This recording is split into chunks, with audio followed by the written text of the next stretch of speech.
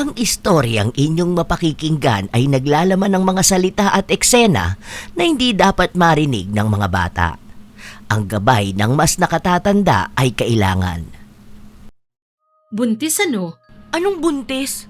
Nagpalaglag ka mo. We, nagpalaglag? Oo, kasi hindi pinanagutan ng lalaki. Ang kaso pa, meron pang asawa.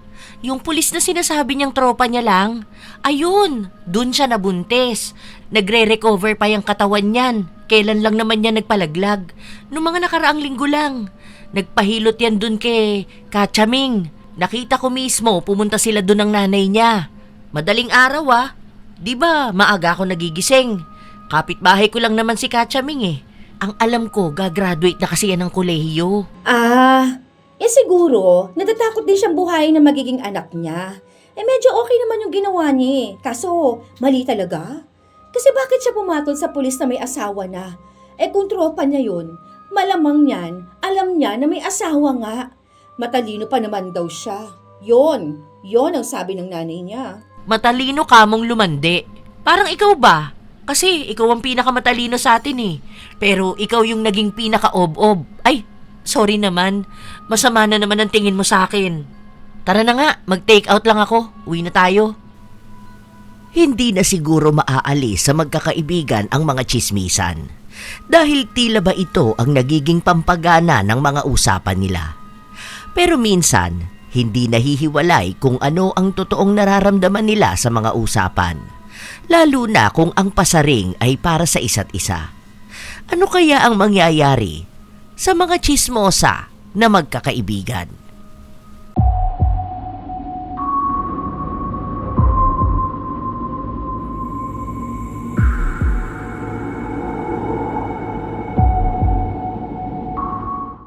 Oo, talaga. Maniwala kayo, nakita ko talaga siya nakikipaglaplapan dun sa bungal.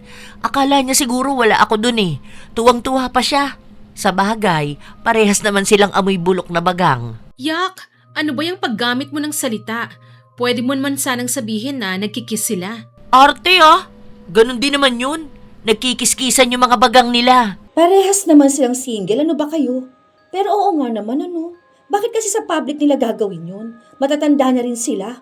Ay, naalala ko tuloy si Malu. Si Maluwang. Ay, isa pa yan. Nakita ko yan.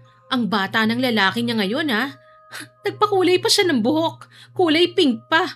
Ew, matanda na siya for that Kadiri talaga. Sinabi mo pa, para siyang tandang na nagpapaka-feeling sisiw. Feeling sariwa, amoy bilasa naman. Grabe naman kayo. Malay nyo naman, nung bata siya, hindi siya nakapagganon, di ba? Isa pa, buhok niya naman yun.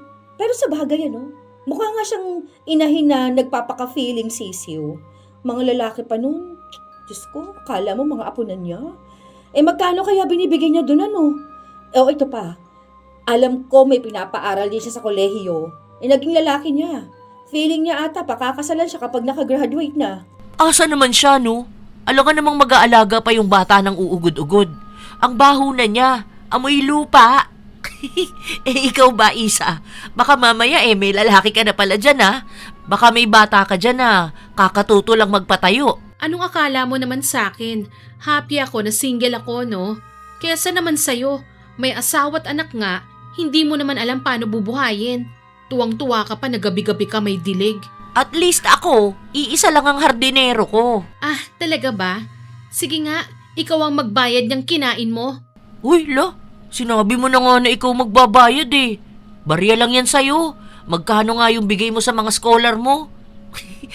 Biro lang, to naman. Huwag nyo nang pag-usapan yung ganyan-ganyan. Baka mamaya niyan magkapikunan kayo. Ito na naman si Feeling Madre. Dati palang bait-baita na. 2 ang asawa mo, te. Yung isa, legal. Yung isa, mukhang illegal. Natawa naman ako doon. Pero at least, di ba nagsusustento? Tumigil ka nga dyan, Isa. Parang hindi ako yung dahilan kaya may trabaho ka ngayon. Pikunin ka pala? Ito kasi. Ako na naman? Ay, kainin ko na nga to. Baka ipabayad pa sa akin. Tawa ng tawa si Bebot habang ang dalawa niyang kasama tila ba may kanya-kanyang hinaing sa buhay. Ganon talaga silang tatlo. Halos 2 dekada na silang magkakaibigan. Nasa elementarya pa lamang noong nagsimula sila. Halos lahat na ng tungkol sa pagkatao nila alam ng bawat isa. Ilang pikunan na rin ang nangyari, pero nananatiling magkakaibigan pa rin sila. Isang araw, ang magkasama ay sina Bebot at Iza. Kagigising lang ni Iza nung dumating ang kaibigan niya. Ang aga mo naman, wala bang pasok ang anak mo? Wala, bukas pa. Uy, may chika ako sa'yo. Alam mo ba, kilala mo yung asawa ni Bidang? Yung nagbebenta ng tilapia sa talipapa? Yung asawa niya yung lalaki na parang hindi pantay ang paa kasi iika-ika maglakad. Oh, anong meron? Nag-away sila. Nagwala doon sa talipapa yung lalaki. Galit na galit. Pinagsasampal niya yung mga tilapia doon sa mukhang hito na si Bidang. May kabit na raw pala yun, matagal na. Ang malala pa, yung 2 nilang anak, hindi pala doon sa lalaki. Sa magkaibang kabit niya. Kung di ba naman malande, di ba? Sabi sa'yo tama ako eh. Alam ko na yan matagal na. Hindi lang kayo naniniwala sa akin eh. Kasi nakikita ko siya noon. Nakikipagkita doon sa kabit niya. Pinaako sa asawa niya, no? Hindi nga sila magkaanak nun eh, kasi baog yung lalaki. Alam mo na pala yun? Ang galing mo talaga, no? Pautang pala ako. 1K lang, balik ko rin sa katapusan. Ayan ka na naman, puro ibabalik sa katapusan. Ano ba yan, katapusan ng mundo? May utang ka pa nga sa akin nung nakaraan eh, yung pinambili mo ng gamit ng anak mo. Kung ako sa'yo, pagtatrabahuhin ko na ang asawa kong batugan. Anong gagawin niya? Magpapalaki lang ng itlog? Hayaan mo na yun. Basta babayaran kita kapag nakapag-sideline na ako. Ito pa, chika ko sa'yo. Diba, inaaway ka nung si ano? Ano bang pangalan nung gurang na feeling bata? Yung isa, yung lagi nagsusuot ng pink na ipit, saka laging sexy yung suot. Yung nagsabi sa yung pangit ka. Si Virgie? Anong meron naman sa kanya? Binugbog. Kanina lang nakita ko. Kaya pala ilang araw na siyang hindi lumalabas. Balita ko, may nilalandi na lalaki.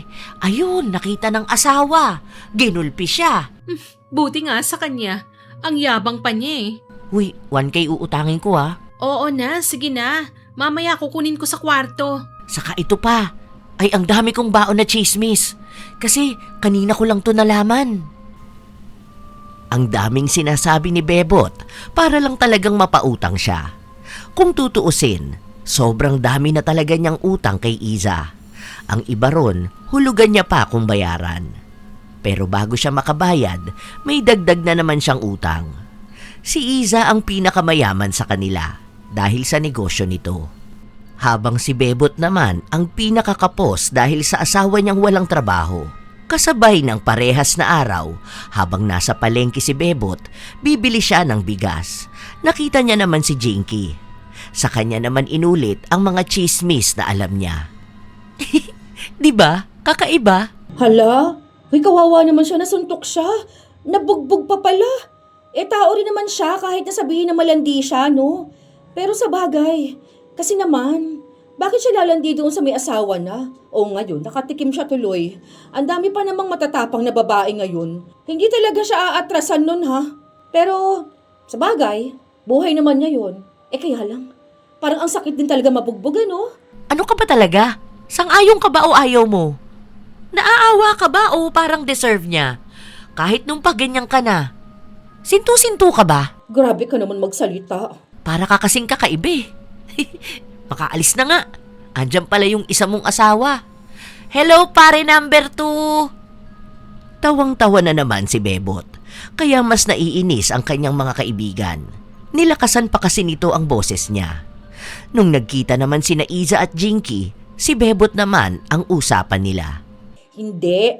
Kahit pa sabihin natin na ganun na siya, dapat nagbabago naman siya ng ugali niya. Pero kasi alam naman natin na ganun ang bunganga nun.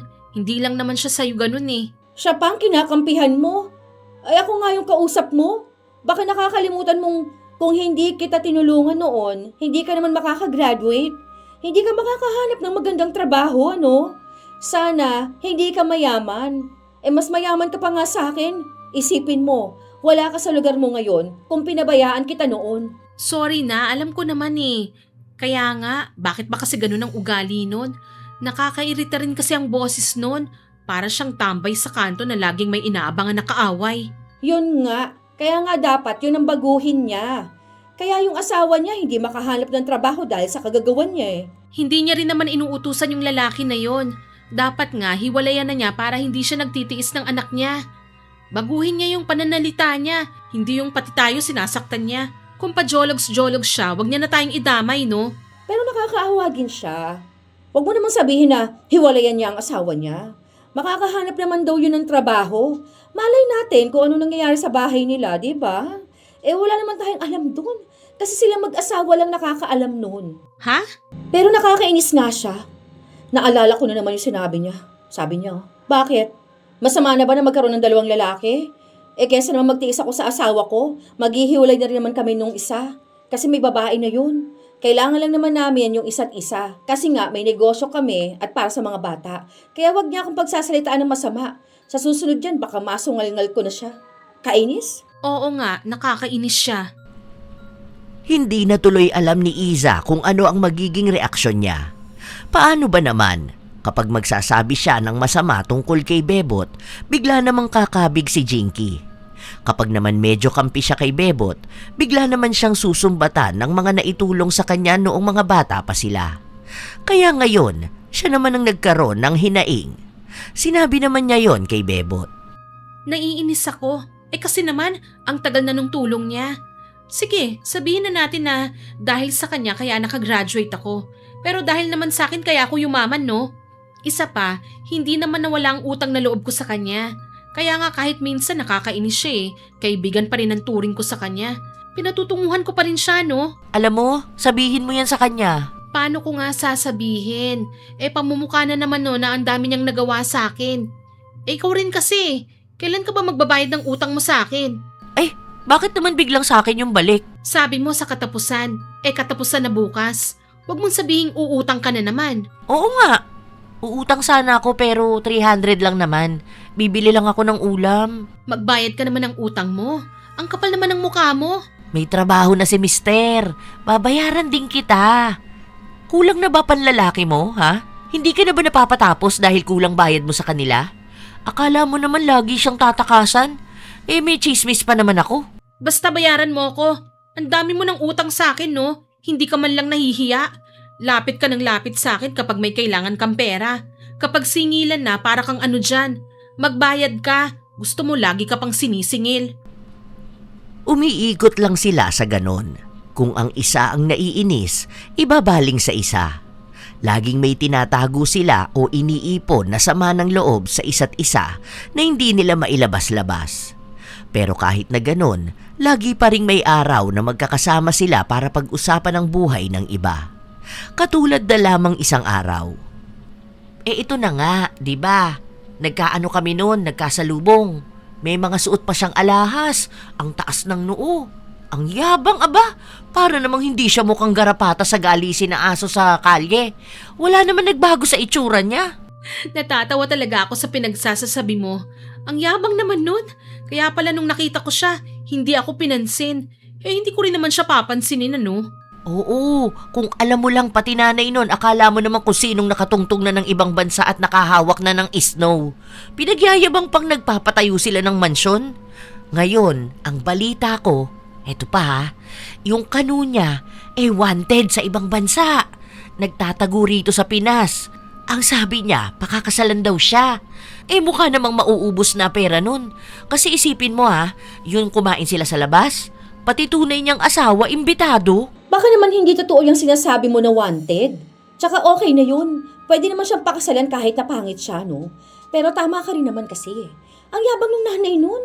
Oh, parang hindi mo pwedeng tabihan sa jeep. Magagalit kapag siniksik mo. Buti sana kung bumili sila ng sarili nilang kotse, no? Nakalimot na nga yun. Nung galing sa Manila, kasama niya yung kanu niya. Umuwi rito. Hindi na raw marunong magtagalog. Samantalang 6 na buwan lang naman siya doon sa Manila. Anong akala niya sa Manila, no? Nasa Amerika na siya? Hindi ba ako nagtatagalog ang mga tao ron? Ay, isa pa yan. Natatawa ako, teka, saglit. Kasi Bumalik sa tindahan niya, nag-English. Hanip, ang tawa ko nung narinig ko. Mas matigas pa English niya kaysa sa kanu niya. Yun na nga, kung makapagsabi siyang mabilis niya lang matutunan mag-English, simula nun, puro na raw yun ang salita niya. Lokohin niyang nanay niya, no? Huwag ako. Ito pa malupit dito ha. Ang sabi niya sa salitang background niya, backroad daw. Inaya niya kumain yung kanu niya. Eat pig daw. Bobo talaga eh. Pangit na nga, bobo pa. Hoy, grabe naman kayo. Bakit? Hindi ba kami tama? Tama naman. Narinig ko na rin naman siya magsalita ng English. Nung kinakausap niya ng English yung tendero ng fishball, Diyos mio, dahil nga hirap makaintindi yung tendero, sinabihan niyang, stupid.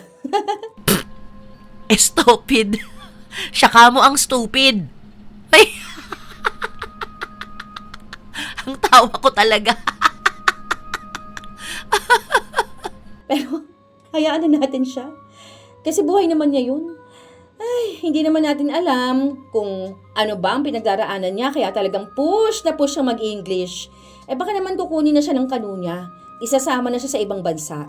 Paano nga makakapuntang ibang bansa? Wala nga siyang passport. Wala siyang birth certificate. Diba? Kaya nga hindi siya nakapag first year high school kasi wala siya noon. Hindi siya nakuhanan. Ipapaayos niya pa yun. Kaya ibig sabihin, alien siya. Mukha rin naman siyang alien na ganda-gandahan. Attitude maigi. Hindi kumalma, parang kifi ni Isa. Hoy, anong ako na naman? Kung singiling kaya kita sa utang mo, may pambayad ka ba? Wala kang ang pambayad ng kinain mong yan Grabe ka naman, oo na. Di na. Gaya na lang pala ng kifi ni Jinky. O anong ako na naman? Hoy, ayusin mo nga yung pananalita mo ha, hindi nakakatuwa. Minsan ang bastos mo kausap. Ang OOA nyo naman masyado. Sige na nga, ito na lang, may chika akong isa. Tungkol sa kabita naman. Huwag ka ma-offend, Jinky ha. Hindi naman ikaw to. Nagpatuloy ang usapan nila tungkol sa ibang tao. Babalik na naman sa usapan sa isa't isa. Kapag may sinabi ang isa, babanata naman ang iba pang masakit na salita. Hanggang sa may nabubuo na naman na sama ng loob sa kanila. Pero magkakaibigan pa rin sila. Isang beses pa, nangungutang na naman si Bebot sa kaibigan nila. Ayan ka na naman, hindi ka pa nga bayad sa akin May chikinini ka pa? Hayop, bago lang yan May lalaki ka dyan kaya ayaw mo akong papasukin Ang landi-landi mo naman. Malandi ako kasi wala naman akong asawa, no? Isa pa, mas makapal naman ang mukha mo. Imbis na bayaran mo ko, ang ginawa mo, inutangan mo na naman ako. Hay, bakit pa kasi sa akin kayo utang ng utang? Akala ko ba may trabaho na yung batugan mo at palamuning asawa? Baka lumaki na naman ang itlog nun kung hindi mo pagbubuhati ng mabibigat na pasanin sa pamilya nyo. May trabaho siya, maliit lang ang sahod. Magbabayad naman ako sa'yo Kailan? Kapag graduate ng anak mo? At may trabaho na? Hoy, grade 6 pa lang ang anak mo. Basta, mababayaran din kita. Nagpapakapokpok ka na nga dyan, ayaw mo pa magpautang. Dali na! Nagbabayad ka sa lalaki mo para magkachikinini ka dyan sa leeg mo. May chismis pa naman ako sa'yo. Yung kaaway mo, yung jowa nung ex mo, yung nag-post sa'yo sa Facebook na tinatawag kang gurang. Anong tungkol sa kanya? Break na silang dalawa kasi pinagpalit siya sa mas bata. Tinawag kang gurang pero gurang na rin pala siya. 2 taon lang pala agwat niyong dalawa Eto pa, nagmamakaawa siya doon sa ex mo na yun. Pumunta doon sa bahay, lumuhod sa may gate. Nakakahiya. Feeling main character doon. Umuulan, nagpapakabasa siya. Bobo kasi siya. Niyayabangan niya ako noon na nasa kanya ng ex ko. Hindi niya alam kung gaano kalala yun. Kasing patay gutom at batugan yun ng asawa mo. Grabe ka naman sa asawa ko. Mabait naman yun, di naman siya nang bababae, no? Ang kapal naman na ng mukha niya kung mambababae pa siya, hindi ba? Ang sakit mo naman magsalita. Asawa ko pa rin yun, no? Kesa naman walang asawa.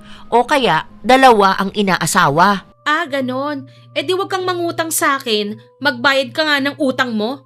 Eto naman, para naman sa inaanak mo Kaya nga ako kumuha ng ninang na mayaman gaya mo, para matulungan ako. Babayaran naman kita pagdating ng panahon. Puro na lang pangako. Hindi pa rin naman natiis ni Iza ang kanyang kaibigan, kaya pinautang niya ito. Ilang linggo ang lumipas, nagkita-kita na naman silang magkakaibigan. Sa bahay naman ni na Jinky, wala ang mga anak niya. Namasyal sa bahay ng mga magulang niya, kaya siya lang ang mag-isang naroon. Hindi mo pa inaalis yung wedding picture niyo ng legal mong asawa. Akala ko ba hiwalay na kayo? Paano kapag nagbembangan kayo ng illegal mong asawa? Nakatingin ka ba dyan? Mas malaki yun nasa kwarto nila. Diba? Ang gulo mo rin eh.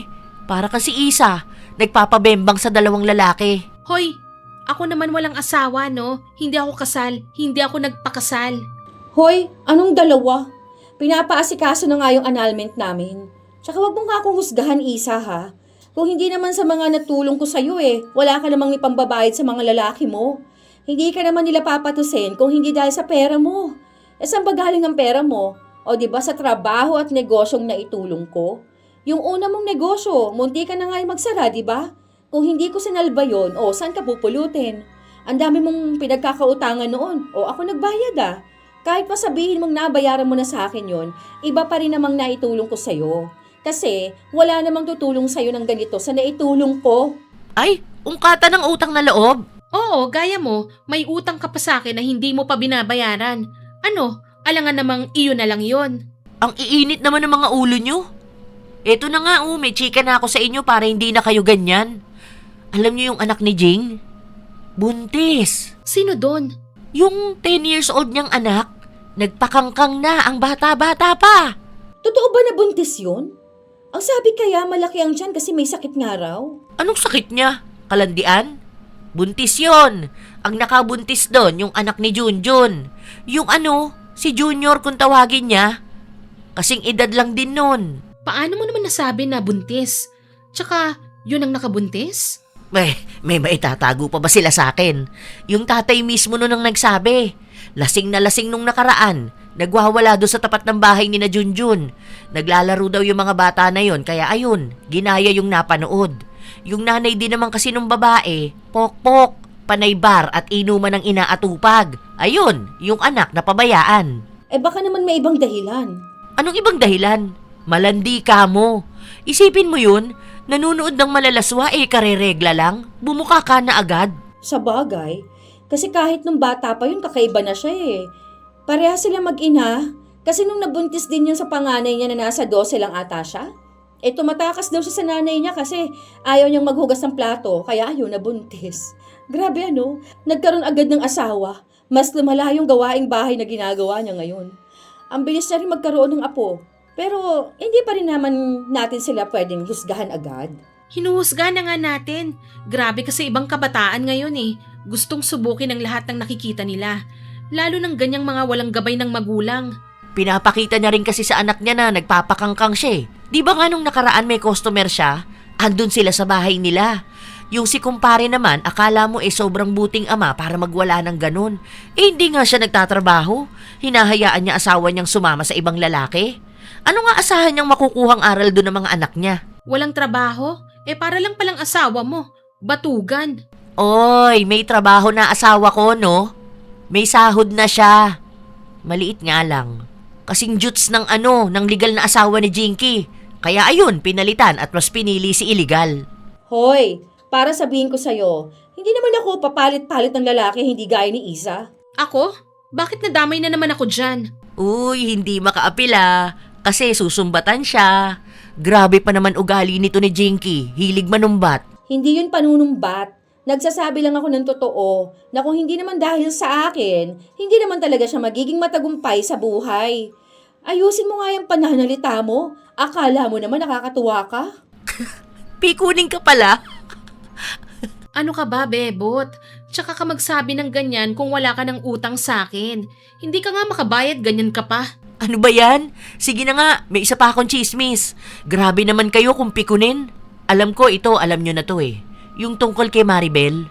Yung nang scam? Hindi pa naman yun napapatunayan. Kaya baka hindi rin totoo. Malay natin, iba ang kwento, di ba? Ano ba kayo? Pero ito nga yung nabalitaan ko. Gumagamit siya ng ibang muka.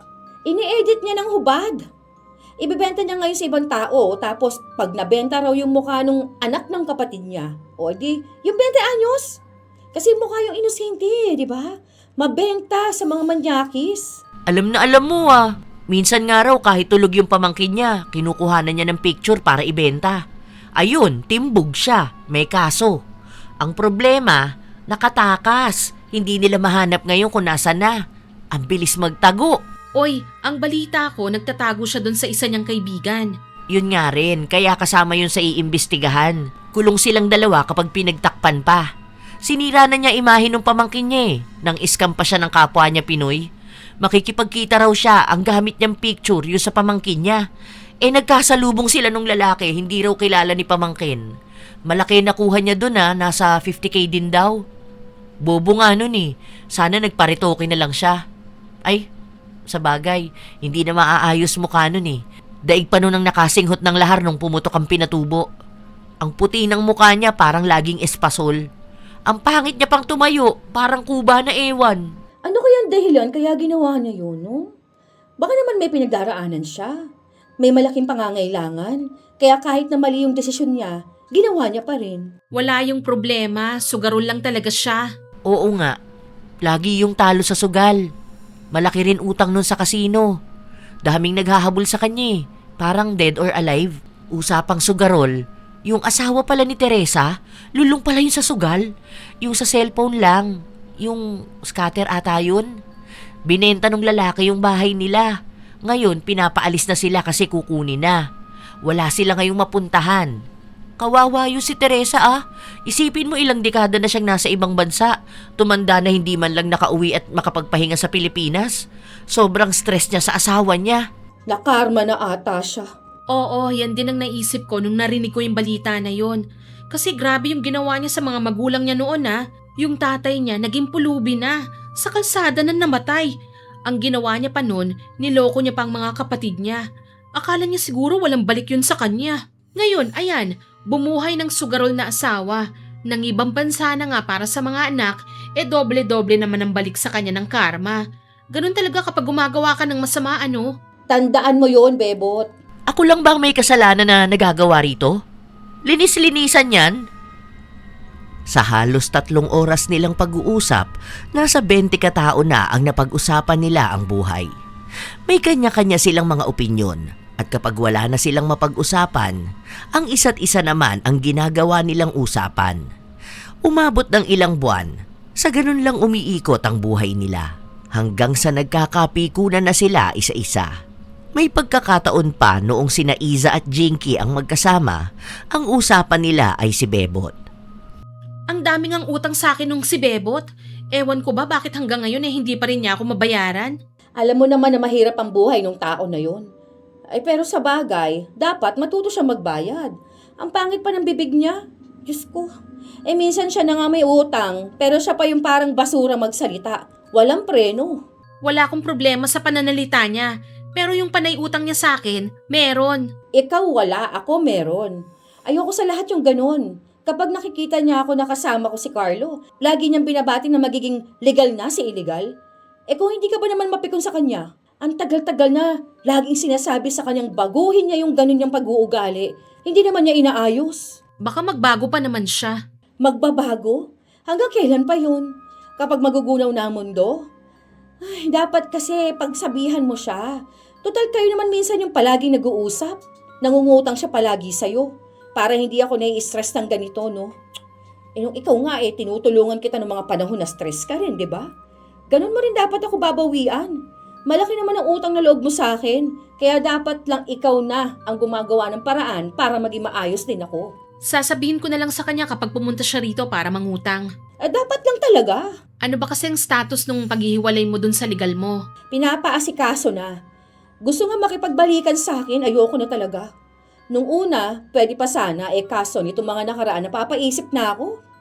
Hindi na mag-work yung relationship namin talaga. Kahit pa sabihing uuwi na siya ng Pinas. Alam naman ng mga anak namin yung sitwasyon. O yung isa mo naman? Okay naman kami. May bago kaming negosyo. Yun ang pagtutuunan namin ng pansin. Yung sinabi mo na magpa-franchise kayo? Yon ang dapat na unang plano. Kaso magbabago yon kasi nga parang mas maganda kung may bago kaming brand. Magaling naman siya sa mga usaping negosyo, kaya alam na niya yung gagawin niya. Ikaw ba? Bakit hindi ka pa nag-aasawa? Wala ka na talagang balak? Malapit ka na mag-50, huy. Ayoko talaga. Gusto ko yung chill-chill lang ako sa buhay, no? Baka mamaya magkaroon ako ng asawa. Hindi ko alam kung anong sitwasyon ko. Yung ganong kay Bebot na batugan ng asawa o sa'yo na dalawang asawa. Isa lang ang asawa ko, ex na yung isa. At yung sinasabi mong dalawa kong asawa, yung tumulong sa'yo nung walang-wala ka. Pera nilang pinapangutang ko sa'yo para makakain ka. Eh kung wala yung dalawang yon, hindi ka makakasurvive. Baka mamatay ka nga sa gutom. Basta ganun. Kung ano man yon. Nagtuloy-tuloy ang usapan nilang dalawa hanggang sa inuulit-ulit na lang ni Jinky ang mga naitulong niya sa kaibigan niya, lalo na nung walang-wala ito. Para bang ang gusto ni Jinky, iikot lang sa ganon ang usapan. Gusto niyang laging ipaalala kay Iza kung anong utang na loob ang dapat niyang bayaran. Sa kalooban naman ni Iza, hindi siya makabawi dahil totoo naman na sobrang laki ng utang na loob niya sa kanyang kaibigan. Nung umalis na si Jinky, bit-bit pa rin yun ni Iza, kaya ang pinagbunto na naman niya ng inis ay si Bebot. Bayaran mo na ako. Sweldo ng asawa mo ngayon, hindi ba? Nasaan na yung pera? Akin na. Eto naman, di pa nga umuuwi asawa ko eh. Di ko pa alam kung magkano ba natira sa sahod niya. Kahit na, wala akong pake. Nasaan na yung bayad? Hihintayin ko na lang yung asawa mo. Hindi ba pwedeng bukas na lang kita hulugan? Magbabayad kami ng ilaw eh. Kahit maputulan pa kayo. Palamunin kasi ang asawa mo ng matagal na panahon. Kailangan ko na yung pera. Wala akong pake kahit na magutom kayong lahat. Tama lang yun kasi binaon mo yung sarili mo sa utang eh. Nakakainis ka. Uutang ka, hindi ka marunong magbalik. Puro ka nalang pangako. Napakamot na lang sa kanyang ulo si Bebot. 3,000 lang ang sinahod ng kanyang asawa. 2,000 doon ang sapilitan na kinuha ni Iza. May malaki pa siyang utang, kaya hindi na siya umapila pa. Ang natitirang pera ay ipambibili ng pagkain. Wala na rin namang ibang magpapautang kay Bebot dahil lahat ng kapitbahay niya ay kaaway niya. Dagdag pa, may mga utang din siya sa mga ito. Nung naghahagilap siya ng pera, nakita ni Bebot si Iza. May kasamang lalaki at inabutan niya ng pera. Kaya sa sandali na nakapag-usap naman sina Bebot at Jinky, kinuwento ni Bebot kung ano ang nakita niya. Oo nga, ilang taong pa lang yun. Totoy na totoy eh. Feeling fresh ang kipay niya. Siningil pa ako para lang maibigay do sa lalaki na yun. Ang dami naman niyang pera, di ba? Baka naman wala siyang hawak kasi may business siyang inaasikaso. Sus! Ang sabihin mo, masama talaga ang ugali nun. Ang damot niya. Panay siya singil ng utang sa akin. Alam ko naman talaga na may utang ako sa kanya eh. Magbabayad naman ako. Akala naman niya tatakasan ko siya. Ang tagal-tagal na nating magkakaibigan, no? Hayaan mo na siya. Hindi naman pwedeng hahayaan ko siya. Kung sa lalaki nagkakaintindihan kayong dalawa, iba naman sa akin. May loyal akong asawa. Iisa lang din ang lalaki ko. Pero hindi naman yun ang issue ko, no? Yung pagiging swapang niya sa pera. Nakakainis. Kanya-kanya silang hinaing. Matapos naman nilang siraan ng isa't isa, balik na naman sila sa pagiging tsismosa nila. Nung magkakasama sila, dahil inimbitahan sila sa isang handaan, halos lahat ng makikita nilang kilala nila ay pinag-uusapan nila. Ay, ang laki na pala ng anak ni Clarissa. Ang gandang bata, ano? Siya lang maganda sa kanilang magkakapatid. Paano? Iba ang tatay. Tingnan mo yung ate niya. Nagkaganon yung nguso. Akala mo kinagat ng papakul. Hoy, wag naman ganun. Ang bata pa dyan. Pero tama ka nga naman. Lahat sila mga pangit. Yang bata lang na yan ang naiiba. Ganda ng lahi ng tatay, ha? Kung hindi pa nalahian ng iba yang si Clarice, baka wala yang magiging anak na pwedeng ilaban sa Miss Universe. Miss Ngusuan lang ang ilalaban ng mga anak niya. Hoy, grabe kayo. Hayaan nyo na. Malay nyo kapag laki ng mga bata na yan, magpaparetoke sila. Kailangan lang nila ng pera. Ay, teka, sino yun? Yung naka-floral? Si ano ba yan? Yung anak nung nagbebenta ng tinapa? Si Flor? Oo, yung panganay niya. Yan yun, hindi ba? Kahawik eh. Mas gumanda lang. Kaso parang bakla naman. Ang tangos ng ilong pero sumobra. Yan yung pangalawa niya. Pangalawa? Di ba lalaki yung pangalawa niya? O mali lang ako? Yung kasi naalala ko lalaki yun. Ano ba nangyayari sa lalaki kapag naging babae na? Matagal na yan. Sabi ko sa inyo, bata pa lang yan, bakla na yan eh. Ayaw nyo pa maniwala sa akin ha? Hoy, totoo ba? Baka namang napagkamalan lang na siya yan. Kasi nga magkamukha sila ng ate niya. Ikaw kamo, baka mali ka na naman ang sinasabi. Pero oo nga, parang medyo siya mukhang bakla, ganun. Anong muka? Bakla nga yan. Nagpatanggal na yan ng junjun niya. Nung nakaraan nasa Thailand yan, nagpahiwa. Tingnan nyo nga yung dede niya. Parang may simento sa loob sa sobrang tigas. Akala ko naman alam nyo na. Matagal na yung ganyan. Una ko siyang nakita noon, hindi pa magaling yung nguso niya. Nakatikwas pa ganun oh. May tapal yung ilong niya kasi nagpailong din siya. Ay, hindi ko alam. Iba talaga pagiging updated mo sa mga chismis, ano? Kung hindi mo pa sinabi, mapagkakamalan ko siyang babae. Ay yung ate niya, ayun naman, naging tomboy. Nagkapalit sila. Yung babae gusto maging lalaki, yung lalaki naman gusto maging babae. Hayaan na natin. Buhay naman na nila yan. Pero bakit ganun Pinabayaan naman ni Flor. Sana'y nilalayan niya yung anak niya para hindi nagkaganyan. Tinanggap na lang niya. Sa bagay, iba-iba naman ang buhay ng mga tao. May kanya-kanyang pinipiling landas. Siguro hanggat wala silang ginagawang masama, okay lang yung ganyan. Sus, anong wala? Yung bakla na yan sinulot yung asawa ng kapitbahay nila. Nanira yan ng pamilya, no? Kilala mo si Si Khalil? Ayun, sinulot niya doon sa asawa. Bagong panganak yung babae. Ngayon sumasalisi na pala yan. Partida mag-BFF daw sila nung babae. Ay nako, kung alam nyo lang ang pinaggagawa niyan. Kahihiyan din yan sa pamilya nila, no? Buti mabait yung asawa ni Khalil. Yun ang totoong kawawa. Nakipagbalikan para lang sa anak nila. Para hindi mawala ng ama. Ay, hala, siya pala yun? Narinig ko na yung balita na yon. Hindi naman daw totoo.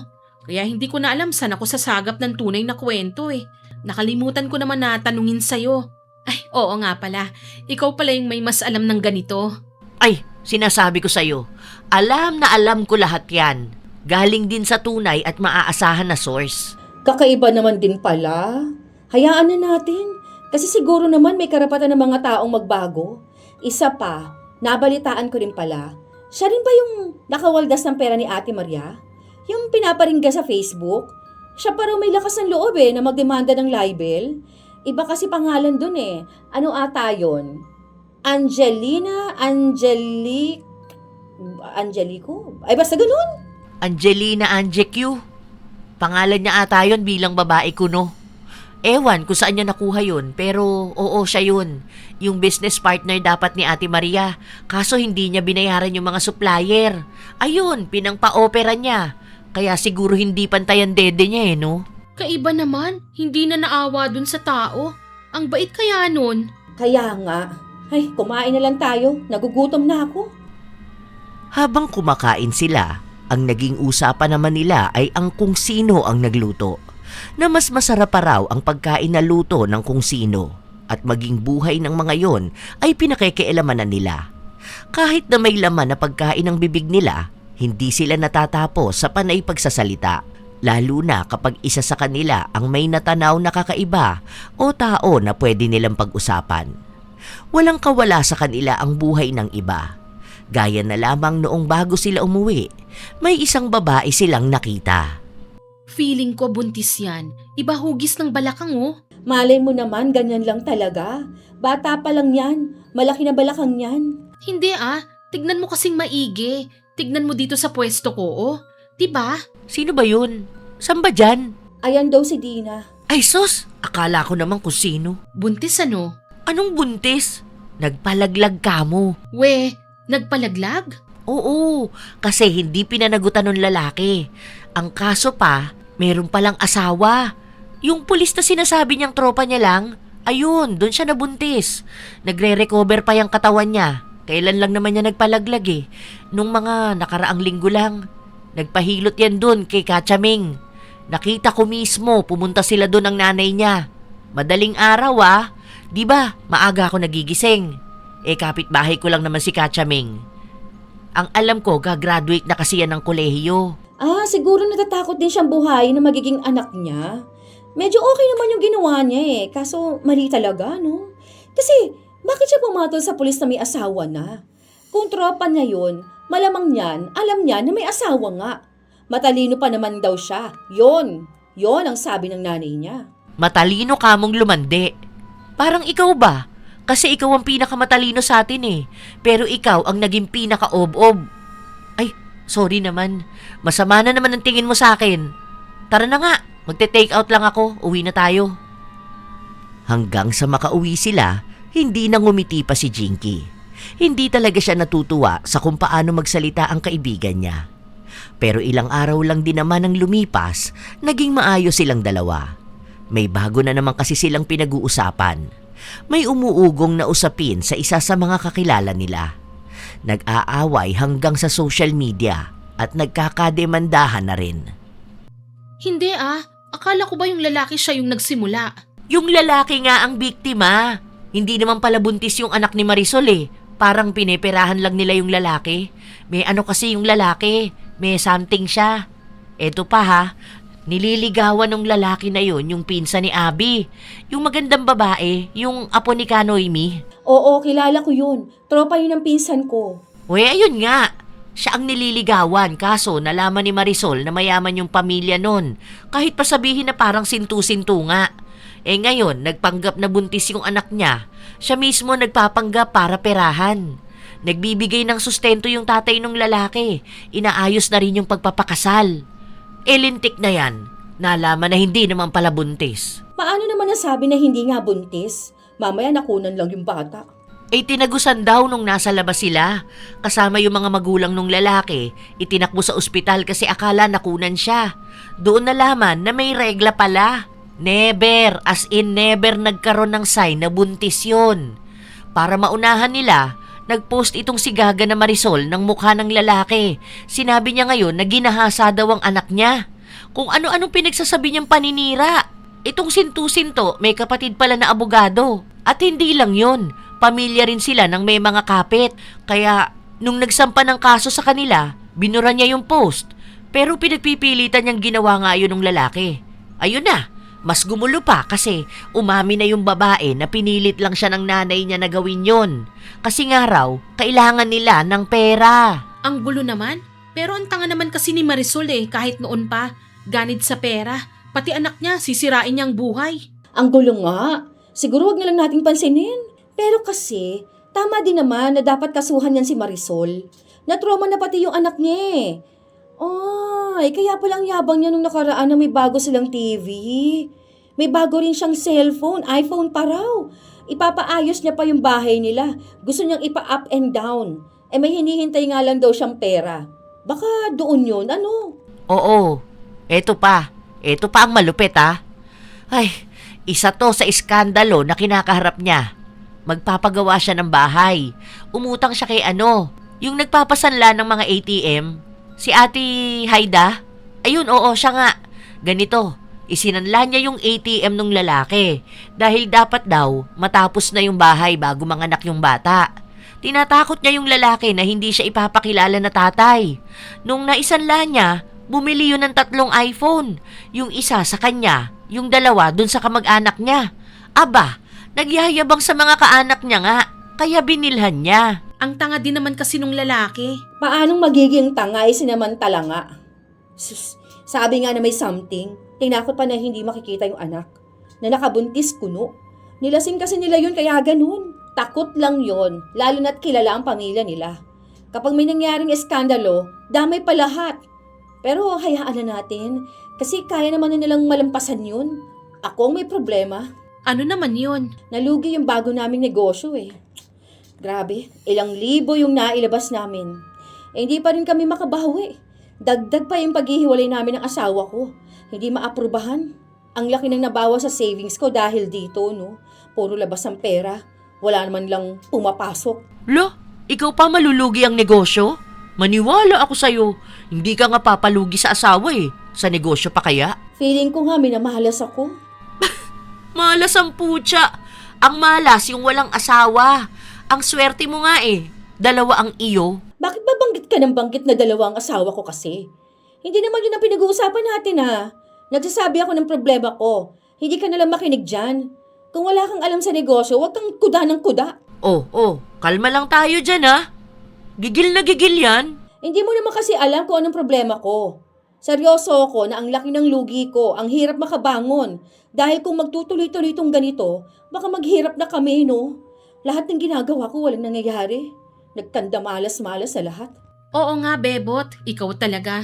Ikaw nga may asawa pero 2 months trabaho, 2 years pahinga. Panay ka salita dyan. Nasa na yung bayad mo sa utang mo sa akin, ha? Ibigay mo na yun, ha? 2K na nga lang munang sinisingil ko sa'yo, eh. Saka na yun, walang trabaho si mister. Kailangan ng mga bata ng pangbaon sa school. Hindi pwede yung ganyan. Ako ang pupunta dun sa trabaho ng asawa mo para kunin yung sahod niya. Mahihiya yun kapag dun ako naningil. Kaya bago umabot sa ganun, bayaran mo na ako. Walang trabaho asawa mo ngayon pero meron siyang last na sahod. Anong gusto mo? Mag-abang na naman ako, ha? Lagi ka na nga lang libre kapag may ganito, eh. Ayaw mo pa magbayad ng utang.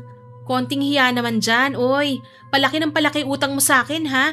Pakapal naman ng pakapal ang mukha mo. Ang sakit mo naman magsalita.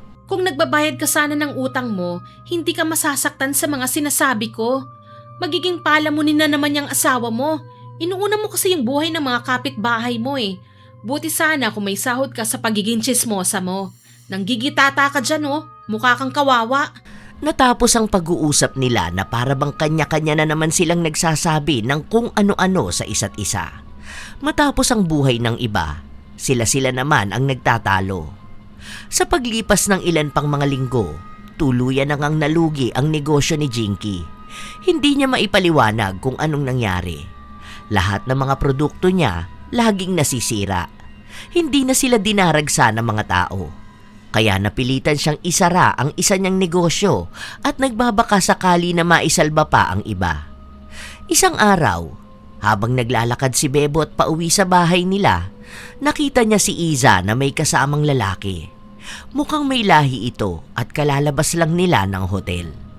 Sino na naman kayang lalaki nito? Buti pa ang pokpok may sahod, eh. Samantalang tong babae na to siya pa ang nagbabayad. Oh, si Gaga, iika-ika pang maglakad. Mukhang binalda-balda pa to sa kama. Tingnan mo, sa susunod na araw niyan magrereklamo na naman yan na may masakit sa kanya. Malantod din, eh. Ang sama pa ng ugali maningil. Akala mo naman hindi babayaran. Hindi pa natapos si Bebot sa mga sinasabi niya. Dahil nung nagkaroon ng pagkakataon na silang dalawa naman ni Jinky ang magkasama, ang bukang bibig niya ay si Iza. At kung paano nga ito kagrabe kung maningil sa kanya. Pero mukhang kahit na anong sabihin at ikwento niya, abala masyado si Jinky. Bakas din kasi na sobrang seryoso ito at problemado. Nakakainis naman kasi. Pakangkang siya tapos kailangan kapag sinabi niya, babayaran mo agad-agad. Hindi ba pakiusapan? May bago na naman niyang lalaki. Hindi na mabilang kung ilan yon. Paiba-iba. Mukha pang ang laki ng nilalabas niyang pera sa mga yon. Huy, nakikinig ka ba? May ginagawa kasi ako. May inaayos akong report, oh. Isarado mo na lang lahat ng negosyo mo. Hindi nakakatuwa yung pinagsasabi mo. Alam mo na nga na problemado na yung tao, ganyan ka pa magsasalita. Kaya nga ako pumunta rito dahil may sasabihin ako. Hindi mo rin naman pala pakikinggan. Ano kaya yun? Kapag ba tumitig ka dyan may magbabago. Kapag ba may sinabi rin ako, may magbabago rin ba? Makauwi na nga. May chismis pa naman ako. Mukhang ayaw mo rin naman makinig. Puro na lang yan ang inaatupag mo. Kapag tungkol sa mga asawa mo naman, okay lang. Sus, makaalis na nga. Walang panahon si Jinky na isipin ang pinagsasasabi ng kaibigan niya. Kaya mas lalong sumama ang loob ni Bebot. Mabuti na lang kapag nakapagkwento na siya, lumilipas din. Sa asawa na lang niya sinabi ang mga hinaing niya. Ilang araw pa ang lumipas, nagkita-kita na naman silang magkakaibigan dahil may nabalitaan na naman sila tungkol sa ibang tao. Ano pala yung mga niyayabang niya sa social media niya? Yung sinasabi niyang bagong bili na kotse. Saka namang makakabili yun ng kotse. Ano ba naman ang trabaho nun?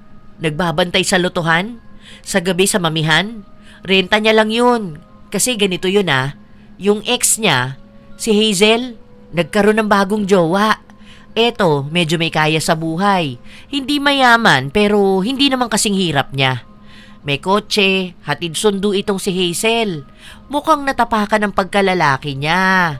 Ayun, nagre-renta ng kotse araw-araw. Para kunwari sa kanya. Sasabihin sa social media na feeling blessed. Ganun. Baka naman gusto niya lang na may experience sa magkaroon ng sasakyan. Malay natin na may mas malalim pa palang dahilan, di ba? Hindi naman natin pwedeng husga ng isang tao base lang sa ganun na hindi pa talaga natin alam kung anong totoo. Pero sa bagay bakit niya ipinagyayabang na kanya kung hindi naman pala talaga sa kanya? May mga caption pa nga siya na akala mo binili niya yun eh. Pinag-ipunan pa raw yun. Ganun. Alam ko nga na maliit lang ang sahod niya. Kaya nga. Aray! Oh, ano nangyayari sa'yo? Wala ka namang katabi dyan Bakit nasasaktan ka?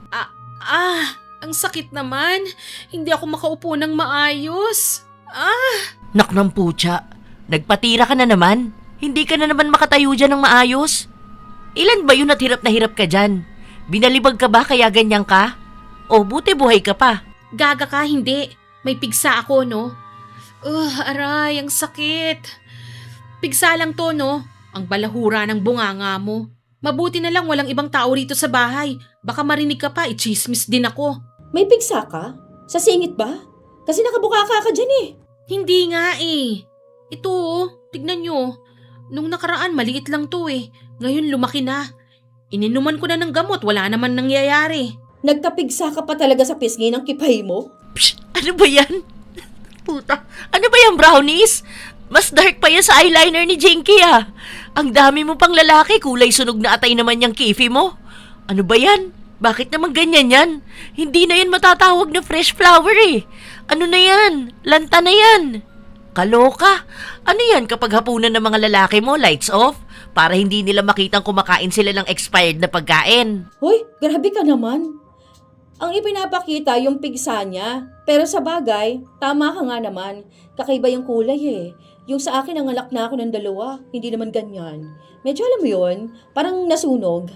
Ganyan talaga yan noon pa? Wag na nga, ano ba yan? Nasasaktan na nga yung tao eh. Pinapakita ko lang naman sa inyo yung pigsa ko. Dahil hindi ko alam kung anong pwedeng igamot dito. Ang ano nyo talaga sa akin kahit kailan. May nalalaman pa kayong sunog, kulay atay. Normal yan ano? Ay, ewan ko kung normal yan. Basta yung akin, hindi ganyan no. Ang sakit talaga, grabe. Ang hirap kaya nito, hindi pa ako makalakad ng maayos. Sus, nahihirapan ka lang dahil hindi ka matira. Baka makita pa lang yan, tatakbo na yung kasama niya, no? Mabigyan niya pa ng trauma ang mga kabayan at mga kabilang lahi. Nakakainis naman kayo. Wala kayong naitutulong sa akin aray ko. Kakabembang mo kasi yan sa kung sino-sino. Wala pa yatang proteksyon. Ang hilig mo kasi sa lalaki. Mamaya hindi pa yun naguhugas. Yak, hindi no? Kilala ko naman sila. At may protection din naman kami. Hindi ako sasabak sa bagyo ng walang kapote. O edi inamin mo na marami nga sila. Ayan, deserve. Hindi kasi yata nagpapahinga yan eh. Kaya siya na lang ang sumuko. Huy, kawawa naman si Isa. Maitim na nga, may pigsa pa. Ipacheck mo kaya yan, no? Mamaya yan, ibang sakit pala yan. Galing na ako sa ospital nung nakaraan pa. Wala naman. Pigsa lang talaga. Tapos, nagbigay sila ng gamot. Palaki kasi ng palaki kada araw eh. Nagtataka ako tsaka nag-aalala na rin ako. Baka may malubha na akong sakit kaya nagbubukol na. Kakaiba naman hindi ba? Sa dami ng pwedeng tubuan ng pigsa, sa mismong pisngi pa ng private part ko. Kailan pa ba yan? Paano ba yan nagsimula? Malamang hindi naman yan tumubo agad ng ganyang kalaki. Siguro mga 1 week na rin. Nung una maliit lang to eh. Alam mo yung parang butlig lang, tapos lumaki na ng ganito. Binaliwala ko lang nga nung una eh. Naghuhugas ka naman ba kasi? Oo naman ano, naghuhugas din ako ng mainit na tubig. Kaya naman pala nasunog yan eh. Kasi mainit na tubig ang gamit mo, hindi maligamgam. Ganun na rin yun, maligamgam na medyo mas lamang ang init. Ikaw hindi ka naman nag-iisip. Inuman mo na lang ng gamot. Baka sa susunod okay na yan. Lipat ka na lang kaya ng doktor para ibang gamot ang ireseta sa'yo, yung bagay talaga dyan sa pigsa mo. Kapag okay na yan, ay day, pwede mo na ulit ilaban ang toasted brownies mo. O mukhang crunchy rin eh, oh. Nagtawa na ng dalawa, pero si Iza naiinis na habang nakakaramdam ng sakit. Ilang linggo ang lumipas, walang nangyayari. Kumuha na nga rin siya ng magpuputok daw ng mata ng pigsa. Mas lalo lang itong sumakit at kahit na nagdurugo na, hindi nawawala ang pigsa. Kasabay naman din nun ang pagkalugi pa ulit ng 2 pang negosyo ni Jinky.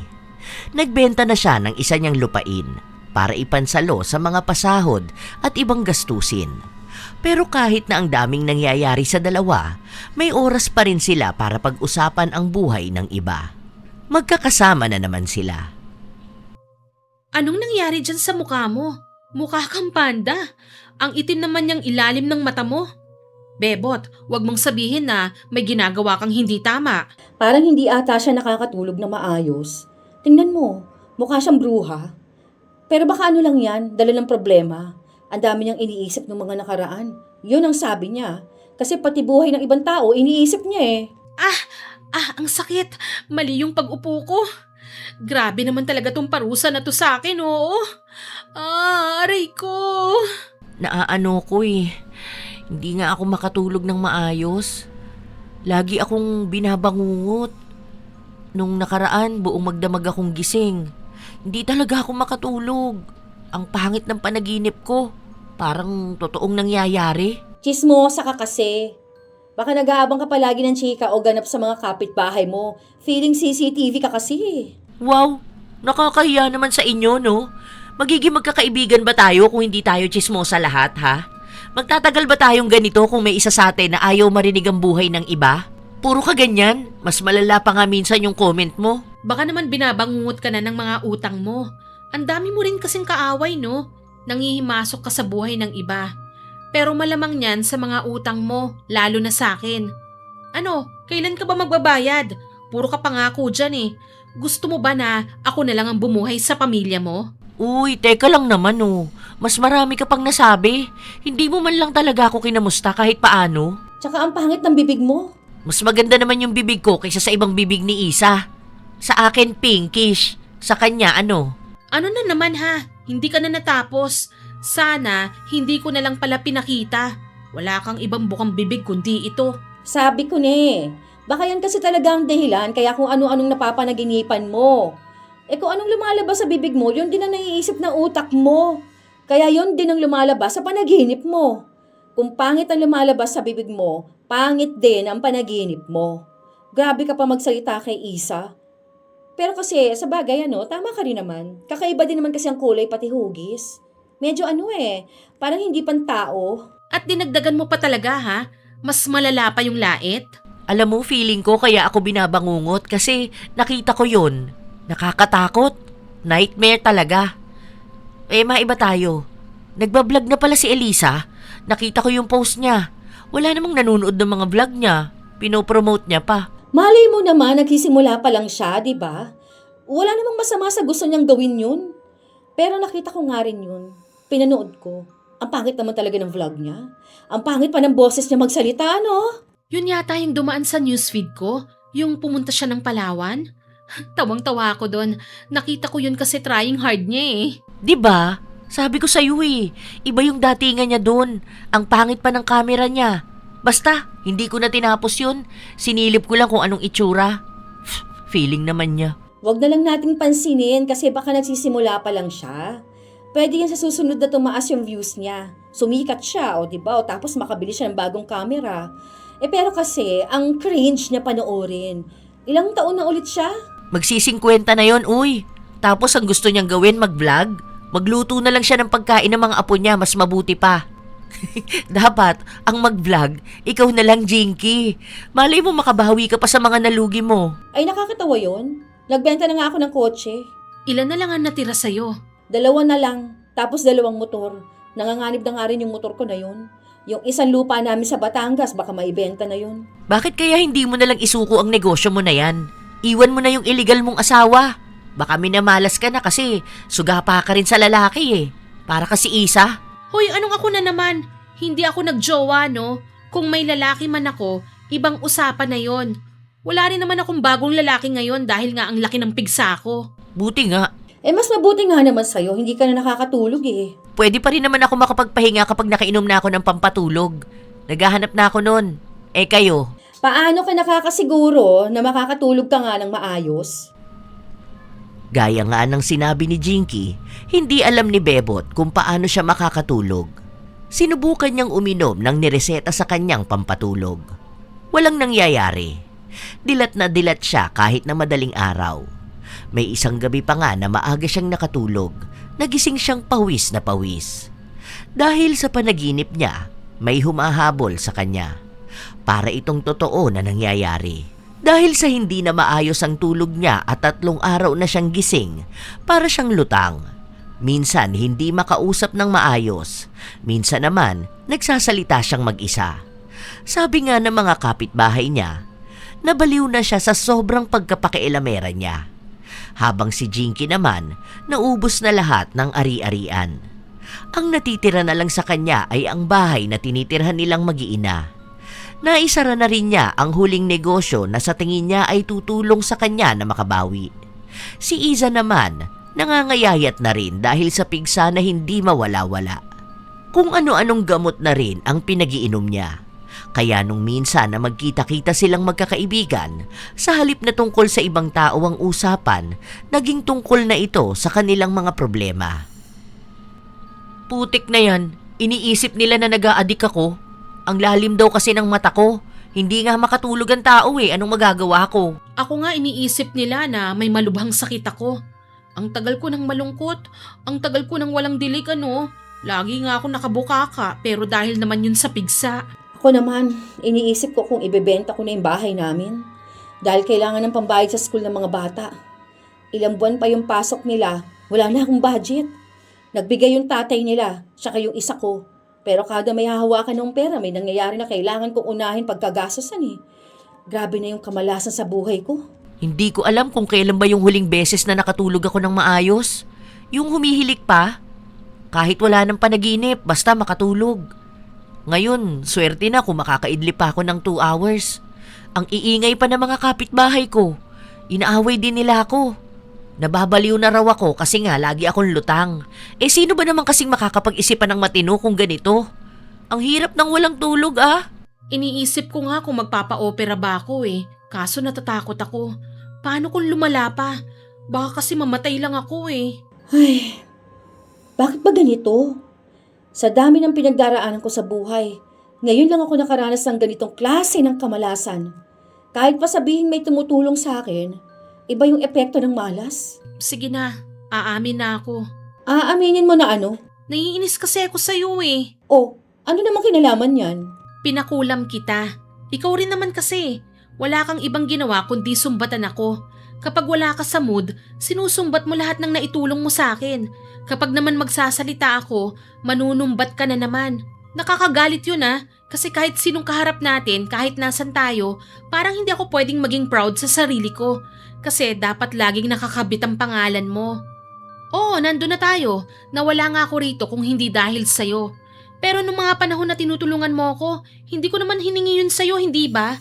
Ang sabi mo nun, kusa mo yung pagbibigay ng tulong sa akin. Tapos kahit ilang taon nang lumipas, sinusumbat mo pa rin sa akin. Sana sinabi mo na lang sa akin kesa yung pinakulang mo pa ako. Ang hirap ng buhay ko ngayon. Hindi lang ako kundi yung buong pamilya ko. Lahat ng pinaghirapan ko nawala na. Lahat ng para sa mga anak ko, pati pangarap nila nawawala na rin. Ang sama mo namang tao. Sana kung may galit ka sa akin, dinirekta mo ko. Paano nga kita dedirektahin kung dapat lagi kang mas tama dahil nga may utang na loob ako sa'yo? Oo na, mali na ako ngayon. Pinairal ko yung damdamin ko kesa sa utak ko. Hindi ko naman alam na lalala ng ganyan ang kamalasan mo Ang gusto ko lang naman matuto ka na hindi habang buhay meron kang ipagmamalaki, na habang buhay kang palasumbat. Sorry na nga Alam ko, galit ka sa akin. Galit talaga ako. Ikaw na nga tinulungan ko noon. Ikaw pang ganyan ngayon. Oh, ayan ka na naman. Nanunumbat ka na naman. Ako rin, aamin na ako. Ano namang ginawa mo? Pinakulam ko naman si Isa. Ako yung dahilan kaya may pigsa siya sa kifi niya. Kasi naiinis ako sa kanya Ikaw pa talaga ang nainis sa akin sa lagay na to? Hindi mo pa nga nababayaran ng utang mo sa akin Kung ipapakulam mo ako, bayaran mo na lang ako. Yan yung dahilan. Kasi ang sama ng ugali mo. Lagi kang grabe kung maningil. Ang sakit mo pa magsalita. Kahit nababayaran ka naman sana, uunahin mo pa magsalita ng kung ano-ano. Gusto mo pa, kapag naningil ka, ora-orada bibigay sa'yo. Ang gagawin mo lang naman, ipanggagastos mo sa lalaki mo. Oo na, kasalanan ko rin naman kasi utang ako ng utang sa'yo. Pero kasi naman, naguhulog naman ako sa'yo, alam mo naman na magbabayad din ako.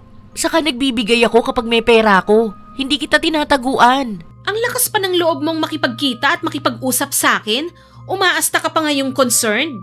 Ginawa mo rin naman yung kay Jinky Kunwari ka pang nalulungkot ka na nagsara yung mga negosyo niya, ikaw naman pala may gawa nun. Sige na, ako rin. Aamin na ako. Ipinakulam din kita, Bebot. Uy, wag mo sabihin na ikaw ang dahilan kung ba't hindi ako makatulog. Oo, kasi naiinis ako sa'yo. Yung bunganga mo kasi laging walang preno. Kung ano-ano sinasabi mo. Wala kang pakialam kung nakakasakit ka na eh. Alam mo na nga na pikunin ako, lalo mo pa akong pinipikon. Kapag pinagsabihan ka, tinatawanan mo lang. Hindi mo sinaseryoso yung mga reklamo sa'yo. Di ka man lang naawa sa akin? Ako na nga ang pinakamahirap sa inyo. Hindi ko naman alam ang magiging resulta ng kulang sa'yo, no? Basta ang sabi ko lang sa mangkukulam, yung mabibigyan ka ng leksyon. Malay ko ba? Teka lang, ang gulo. Sumasakit ang ulo ko eh. Ako, pinakulam ko si Jinky. Ikaw, Bebot, pinakulam mo ko. Tapos ikaw naman, Jinky, pinakulam mo si Bebot. Ibig sabihin, lahat ng to, tayo lang din ang may kagagawan? Hayop na yan. Una pa lang pala may mga sama na tayo ng loob sa isa't isa. Pinaabot pa natin sa ganito? Anong gagawin natin yan ngayon? Magsisisihan? Magagalit sa isa't isa? May magbabago pa ba kapag nagsuntukan tayo rito? Dapat kasi kapag may problema ka, magsabi ka. Direktahin mo yung tao. Pero hindi mo ako dinirekta. At hindi mo rin ako dinirekta? Naknampucha naman. Sige na, iisa-isahin nyo na naman yung mga sama ng loob na tinatago nyo dyan.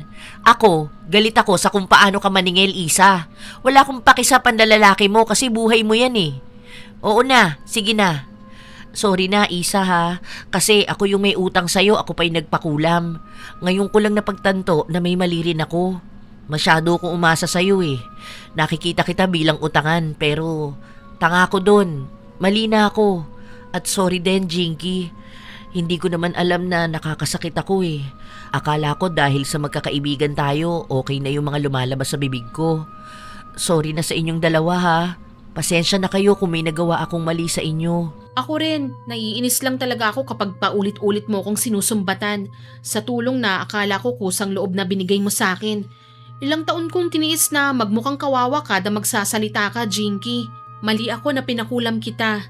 Sorry na. Tama rin naman na kung hindi dahil sa'yo, wala ako sa kinalalagyan ko ngayon. Ikaw rin, Bebot Sorry na. Akala ko kasi sa paraan na ginawa ko, mapupush kita para magsumikap sa buhay. Ayoko naman kasi na mabaon ka lang sa utang eh.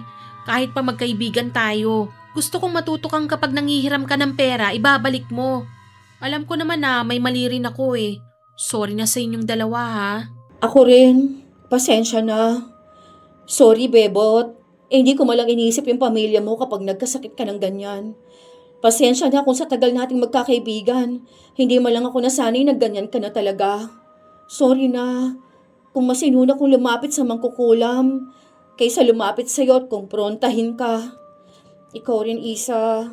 Sorry na rin kung naging palasumbat ako, Akala ko kasi nakalimutan mo ng mga naitulong ko sa'yo. Pero tama ka nga naman. Kung kusa akong ibinigay ang tulong na yon, bakit ko pa sinusumbat? Sorry din sa inyong dalawa. Kung hindi pa tayo nakulam ng bawat isa, hindi pa lalabas sa mga tinatago nating sama ng loob. Magmumukha pa rin tayo mga kawawa na nagdurusa sa sakit na meron sa atin. Pero ang sakit talaga nitong pigsa ko. Ang sakit din malasin. Ano nang gagawin natin yan? Sabay-sabay na lang tayo magpaalbularyo. Basta ako, sorry Okay na yun. Mali ko rin naman eh. Sorry din, Isa Hindi lang naman ikaw yung nagkamali. Ako rin. Sorry, Jinky Lahat naman tayo may mali. Alamin na lang natin paano natin maitatama ang mga mali natin. At matuto rin sa mga ganitong pangyayari. Muli nilang pinag-usapan ang mga nangyari sa kanila. Siniguro nila na walang naiwang sama ng loob at kasabay na rin nun na nagkapatawaran sila. Nalaman na nila kung ano ang mga mali nila na akala nila ay ayos lang sa isa. Yun pala ay nagkakasakitan na. Tinanggap na nila na hindi naman bunga ng sobrang galit ang kulam na nangyari. Hindi lang nila alam kung paano ihahayag ang galit nila para mapag-usapan ng maayos. Nung mga sumunod na araw, ang ginawa nila ay naghanap sila ng albularyo na gagamot sa kanila. Magaling kaya yan? May kamukha yan eh.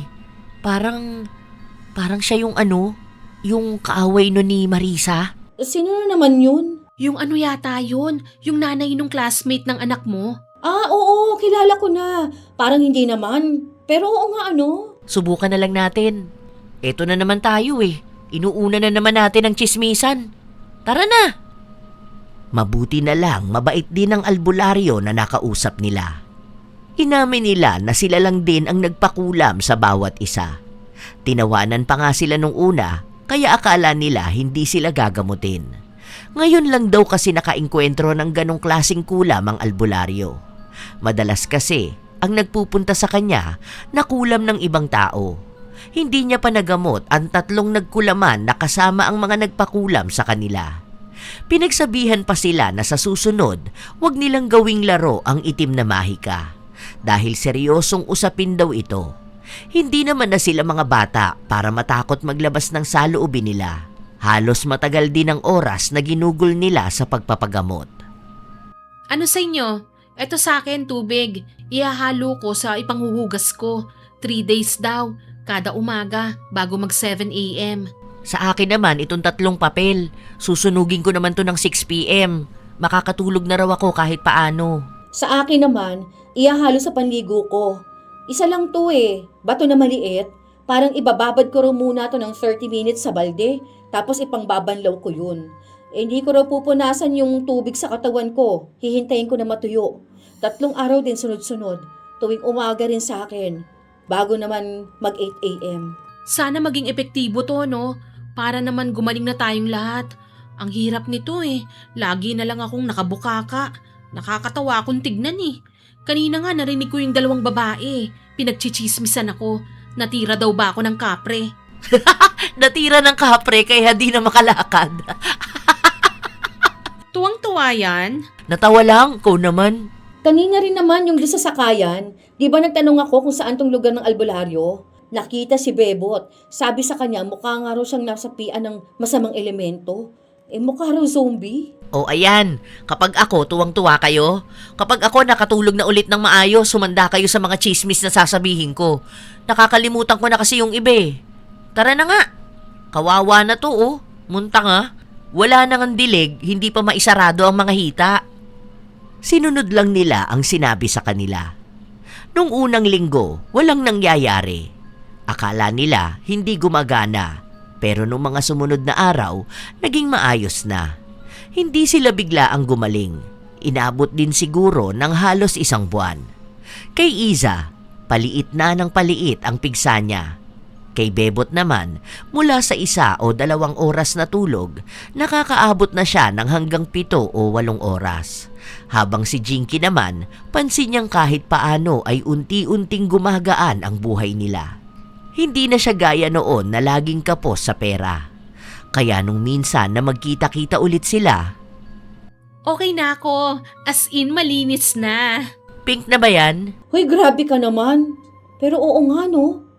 Ano bang itsura? Kayong 2 kamo, mga bully kayo ano? Sana pala hindi ko na pinakita sa inyo eh. Ay wala, nakita na namin. Wala ka ng itim-itim dyan sa ilalim ng mga mata mo. Ayos, sarap na ng tulog niyan. Ano, magbabayad ka na ba ng utang mo sa akin? Hoy, naghulog na ako nung nakaraan ah. Next sahod naman ang asawa ko. Ayan, siguro ang una mong ginawa nung nawala ang pigsa mo. Nanlalaki ka kaagad ano? Ay, aba syempre, hindi pwedeng nakatenga to, no? Ang babastos nyo naman. Sus, palibasa, ikaw kahit minamalas na sa buhay want to sawa pa rin. Ano pala ang nangyari sa negosyo nyo? Gumaganda na ulit. May mga customer na kami. Yung mga luma sa amin na ulit bumabalik. May bubuksan na kaming bagong shop sa palengke. Inaayos na lang yung sa rent. Yung sa inyo ni legal na asawa. Okay naman kami. Umuusad na ulit yung annulment namin. Sana next year okay na. Ang galing, no? Ayos na pala tayong lahat. Etong si Bebot, natuto ng magbayad ng hindi sinisingil. Ikaw naman, okay ng negosyo mo. At ako naman, balik na sa pagiging maharot. Pero alam nyo ba ang latest chika? O hindi pa no? Tungkol kanino ba? Kaninong buhay naman ngayon ang pag-uusapan natin, ha? Ito na nga. Kilala mo si Brenda? Buntis? Hindi, matanda na yun. Expired na matris nun oh. Ano pala? Magkaaway sila ni Lorna. Sino naman yang si Lorna? Si Lornang kulot. Yung nagbebenta ng balot na ang damot sa asin at suka. Yung tikwas-tikwas yung buhok. Kilala mo na. Oo, kilala ko na. Bakit sila magkaaway? Di ba mag-BFF silang dalawa? Kasi nag-share daw ng quotes itong si Lorna tungkol sa itsura ng chismosa na mahilig magsumba. Aba, natamaan tong si Brenda. Sumugod dun sa bahay ni Lorna. Muntika na silang magsabunutan, hindi lang natuloy kasi lugi si Brenda eh. Wala naman siyang mahihila dun sa kay Lornang kulot. Hindi pa yon eto pa. Kaya naman pala natamaan si Brenda sa post na yon. Nagsusumba pala siya at chinichismis niya si Lorna na may lalaki, na yung bunso raw nun hindi anak nung asawa niya. O ayun, rumble sila. Away kung away Nung hapon na, umuwi na si Brenda. Nagbihis na siya kasi magsusumba pa siya eh. Ang lala mo magkwento? Hindi ko tuloy alam kung totoo pa ba yung kwento mo o niloloko mo na naman kami. Uy, kailan ko kayo niloko ha? Oh, baka yan na naman kayo ha, magtalo na naman. Kumain na nga lang tayo. Uy, ang sarap naman ng niluto mo. Si Isa naaalala ko. Hindi ko naman paborito yan Hindi ko sinabing paborito mo. Kakulay kasi ng adobong atay yung kipay mo. Hoy, para sabihin ko sa'yo, ang daming may gusto nito Sikat kasi sa mga Pinoy ang adobo pambansang ulam. Ewan ko sa inyo, pati adobong atay, binabalahura ninyo. Oh, eto, ganito yung kulay nun. Ayan, pagtabihin mo, ganyan mismo. Ganon. Pinagtutulungan nyo na naman ako ngayon. May bago na akong kasabihan ngayon. Hindi na kapag pumuti ang uwak. Kapag naging pink na ang kifi ni Isa. Nagtawa na ng dalawa habang napipiko na ang kaibigan nila. Pero Ewan hindi ko sa naman yun inyo. naging dahilan Nangitim para din sana magkagalit-galit mga na kipay naman nyo, sila. Ginagawa na nga lang nila minsang katatawanan kung ano ang nangyari sa kanila noon, lalo na ang tungkol sa kulam. Hanggang sa panahon na ito, magkakaibigan pa rin sila. Ang hindi na bago sa pag-uugali nila ay ang pagiging tsismosa nila. Kapag may pag-uusapan at may sisiraan na tao, yun ang ginagawa nila. Kapag tapos na sila ron, kanya-kanyang lait naman sa isa't isa. Palautang pa rin si Bebot, pero natuto na siyang magbayad. Natuto na rin si Iza na huwag maging masyadong masakit magsalita. At si Jinky, natuto na lahat ng naitutulong niya hindi na kailangan pang isumbat. Dahil alam naman ng tinulungan niya kung ano ang ginawa niya. At ang ibig sabihin ng pagtulong, kusang ginawa. Marami silang natutunan kahit na umabot na sila sa ganong edad. Nanatili pa rin namang matatag ang kanilang samahan. Minsan talaga, kahit na ilang dekada pa ang tinatagal ng pagkakaibigan, hindi pa rin maiiwasan na may tinatagong sama ng loob sa bawat isa. Pwedeng sa mga simpleng tawanan, may nakakubli na palang tampo. Sa bawat biro, may salitang tumatama. At sa bawat pagkakataon na pinipili na lang manahimik kaysa magsabi ng totoo, unti-unting naiipon ang bigat sa loob. Mas masakit pa rito, kadalasan hindi alam ng isang tao na may ugali pala siyang nakakasakit na ng iba. Dahil nasanay na siyang ganun magsalita at kumilos, iniisip niyang normal lang ang lahat. Samantalang ang mga kaibigan niya, pinipili na lamang ngumiti, makisama at itago ang nararamdaman. Hanggang sa dumating ang panahon na ang mga salitang hindi nasabi noon, nagiging dahilan ng mas malalim na sugat sa samahan. Ngunit tandaan, hindi lahat ng problema sa pagkakaibigan ay kailangan tapusin sa paglayo o paghihiganti. Mas lalong hindi ito dapat dalhin sa mga kapangyarihang naghahasik lamang ng galit at kapahamakan. Minsan, ang pinakamahirap gawin ay ang tanggapin ang puna ng taong tunay na nagmamalasakit. Dahil ang kritisismong nagmumula sa tapat na kaibigan ay hindi para ibagsak ka, kundi para ipakita ang mga ugaling hindi mo napapansin sa sarili mo, ngunit matagal nang nakakasakit sa iba. Ang tunay na kaibigan ay hindi lamang yung marunong tumawa at makisabay sa saya. Siya rin ang may lakas ng loob na magsabi ng katotohanan kahit alam niyang maaaring ikagalit mo ito. Ang tunay na pagkakaibigan ay hindi nasusukat sa tagal ng pinagsamahan, kundi sa kakayahang magpatawad, magpakumbaba, tumanggap ng pagkakamali at magbago para sa ikabubuti ng bawat isa. Ano sa tingin nyo, mga apo? May naging kaibigan na rin ba kayong gaya nilang tatlo? Na minsan nasosobrahan sa chismis at hindi nagbabago ng mga maling pag-uugali?